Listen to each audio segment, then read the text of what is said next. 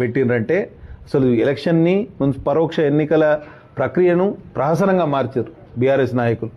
పైసల సంచులు పట్టుకొని అభ్యర్థుల ఇళ్ళకు పైసలు ఇస్తామన్నాడు, పోస్ట్ డేటెడ్ చెక్లు ఇచ్చుడు, మెసేజ్లు చూపిస్తే ఎంత అసహ్యక జుగుప్సకరమైన మెసేజ్లు.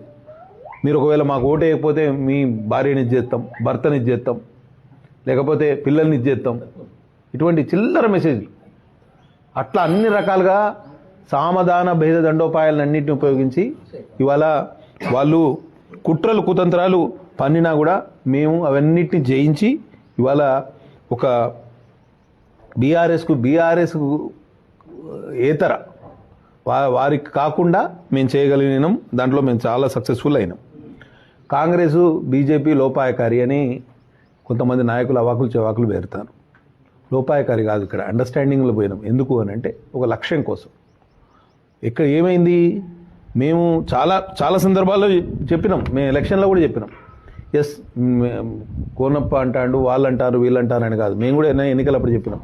హిందూ మహిళను చైర్మన్ సీట్లో కూర్చుండబెడతాం, బీజేపీకి అవకాశం ఇవ్వమని మేము అడిగినాం. ప్రజలు మాకు ఎన్ని సీట్లు ఇచ్చారు? 30లో 5 సీట్లు మాత్రమే ఇచ్చారు. అవునా? మరి 5 సీట్లు ఇచ్చినప్పుడు మేము చైర్మన్గా హిందూ మహిళనే ఉండాలని కోరుకోవడం వితండవాదం అవుతుందా కాదా?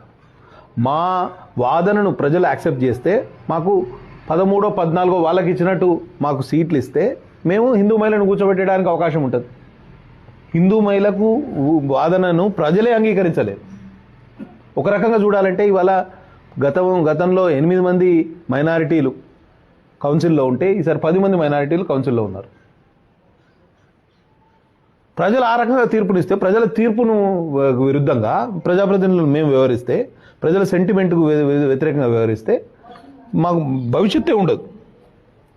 ఇవాళ వైస్ చైర్మన్ విషయంలో కూడా చైర్మన్ సరే మన మైనారిటీ మహిళకు వచ్చేది.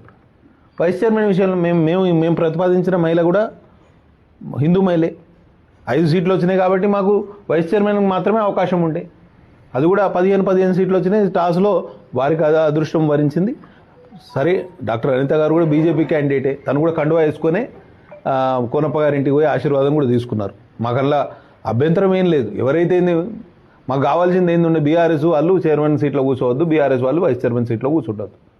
ఎందుకంటే మాకు నెంబర్స్ ఉంటే మేమే చేద్దాం. మాకు నెంబర్సే లేవు మాకు అనుకూలంగా.